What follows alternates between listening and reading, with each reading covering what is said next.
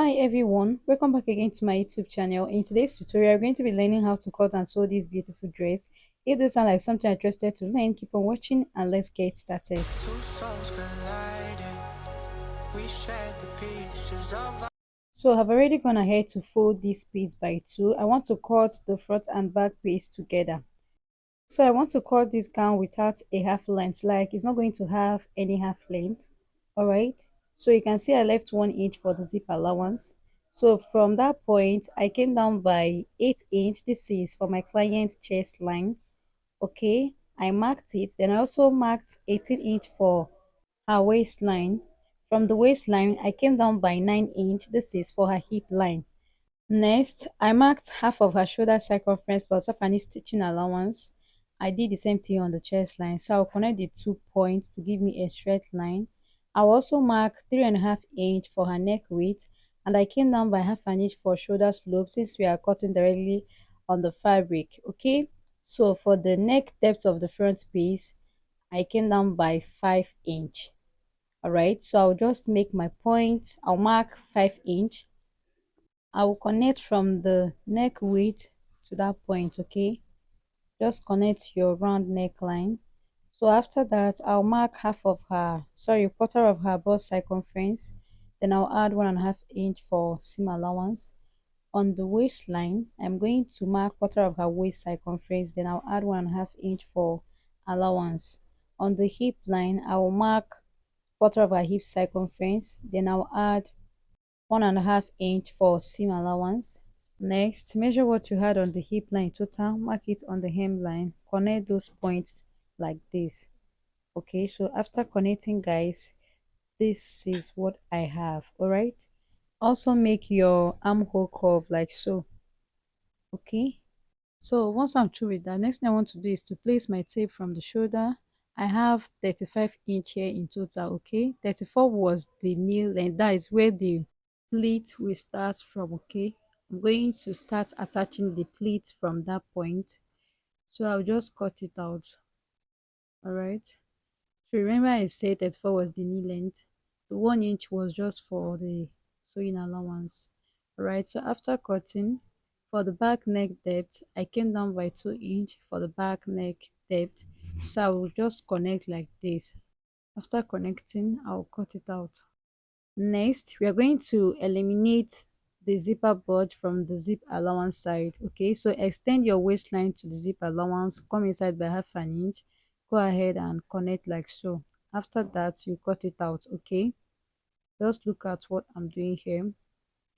Go ahead and cut it out just like this. All right, You are more than enough, more than enough. Feeling the rush. so let's jump into the sewing tutorials. For the sewing tutorial, you're going to open the front piece like this. For me, I will make use of bias. Go ahead and stitch like this. Okay, so after stitching, you turn your bias the other side and make your top stitch. If you don't want any lines on the neckline, you can cut facing for this. All right, so I'll just go ahead and do that. I'll repeat the same thing on the back piece. So I've gone ahead to pipe the front neckline. I did the same thing for the back. Can you see? So I'll place them right sides facing each other like this. Then I'll go ahead and stitch the both shoulder using half an inch stitching allowance. After stitching the shoulder area, you can see what I have here. The next thing I want to do now is from the zip allowance side, I'll place my tape from the neckline and I'll come down by 23 inch. Then I'll mark 1 inch straight down. I'm going to pin the zip allowance side using the 1 inch I added earlier.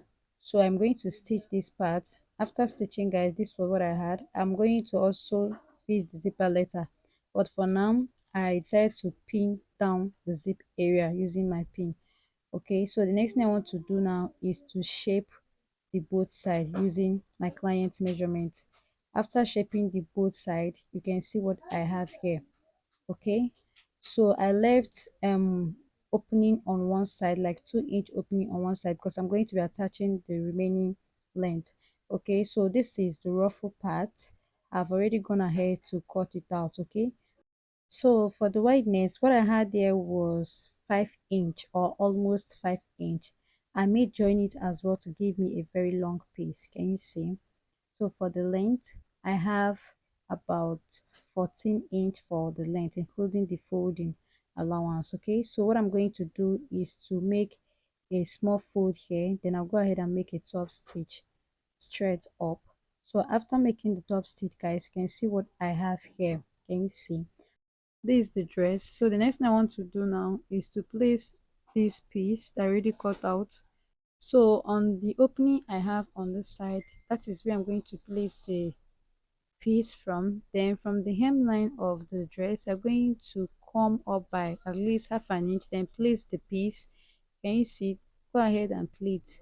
Okay, you're going to pleat this way and use half an inch to stitch your pleat. Okay, it's like a top stitch. Just pleat like this, make your pleat and stitch on it. So I've gone ahead to do that. You can see what I have here. So I'm going to sew the wrong side of this part. I'm going to use half an inch to finish it up, then I'll stitch the hem part of the ruffle. Like I'm going to fold the hem part of the ruffle. Okay, so this is the sleeve. The length I have for this sleeve is 10 inch and the wideness is 23 inch on a fold. So I'm going to fold this area. You're going to fold in a way your elastic will pass through. Then I've gone ahead to do that, and I also made a gather stitch on the other end. So this gather is going to be attached on the armhole area, while the other folding I made will have an elastic. Okay, so I'm going to make a gather. I'll just gather like this. Do the same thing for the second sleeve as well. Okay, so for the elastic, I'm using half an inch elastic and the length is 11 inch. So I'm going to now insert the elastic like so. After inserting the elastic on this side, I'm going to stitch to both sides as well. Feeling the rush, burning in love, burning in love. After adding the elastic, I'm going to stitch on the both side. Okay, then I'll fold it into two. All right, and I'm going to place my tape like so. From that part I gathered, I have 8.5 inch. 8 inch was the armhole of the dress, so I'm going to use half an inch to join. Okay, I'll stitch straight down using half an inch. Do the same thing for the other side. So after stitching, guys, you can see what I have here for the both sleeve. Now I'm going to bring the dress. I've gone ahead to sew this part and also fold the hem part as well. So from the armhole side of the dress, I'm going to measure. You can see I have the exact 8 inch, and from that gather side I will measure again and I have the 8 inch as well. So I'm going to now go ahead and attach this to the armhole of the dress. Okay, so from that same side I'm going to place right sides facing each other. Ensure the both same side aligns very properly. Like ensure the both same line aligns very properly. Go ahead and pin. After pinning, I'm going to get the midpoint of the sleeve. Then I'll attach it, or I'll place it on the shoulder area. Use my pin to hold it in place. Then after pinning, I'll take it straight to my sewing machine and I'll stitch all round with half an inch. After stitching, you will have something looking like this. Repeat the same thing on the other side. So guys, after stitching, guys, you can see what I have here. I have gone ahead to join the sleeve and you can see what I have here. So guys, we have actually come to the end of today's tutorial. Thank you so much for watching. Please don't forget to hit on the subscribe button, turn on notification bell, so I always be notified anytime we upload new tutorials. So next thing is to add my zip, and bye.